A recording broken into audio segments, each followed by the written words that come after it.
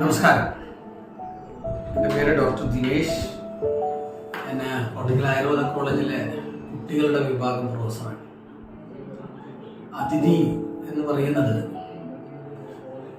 ഇന്ന് കേരളത്തിൽ ഒരുപാട് സ്ഥലങ്ങളിൽ കുട്ടികളുടെ റീഹാബിലിറ്റേഷന് വേണ്ടി ഓട്ടിസം, ബുദ്ധിമാന്ദ്യം, സെറിബ്രൽ പാൾസി എന്നിങ്ങനെ ഒട്ടനവധി പ്രശ്നങ്ങൾക്ക് വേണ്ടിയുള്ള റീഹാബിലിറ്റേഷന് വേണ്ടിയുള്ള ഒരു സ്ഥാപനമാണ്.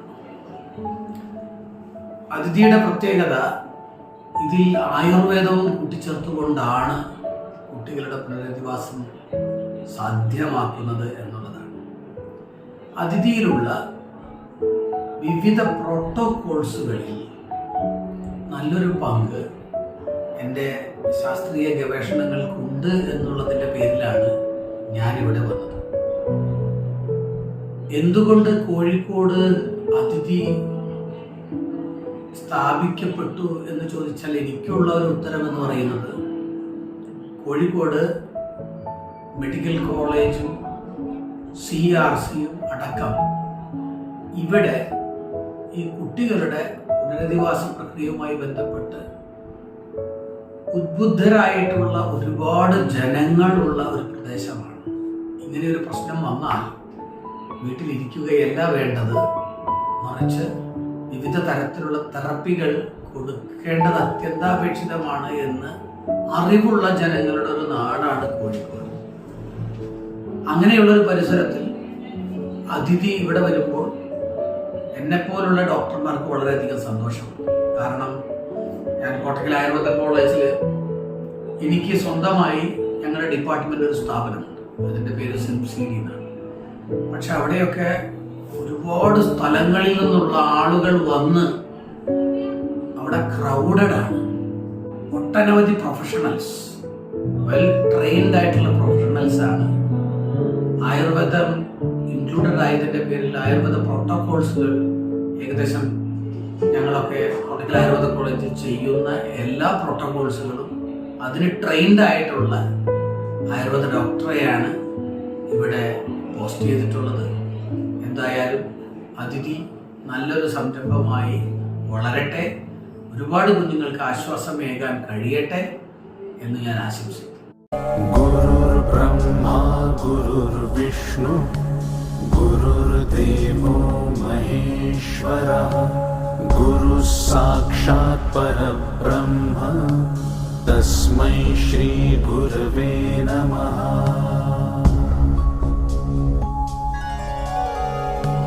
ഗുരുർ ബ്രഹ്മ ഗുരുർ വിഷ്ണു ഗുരുർദേവോ മഹേശ്വരഃ ഗുരു സാക്ഷാത് പരബ്രഹ്മ തസ്മൈ ശ്രീ ഗുരവേ നമഃ.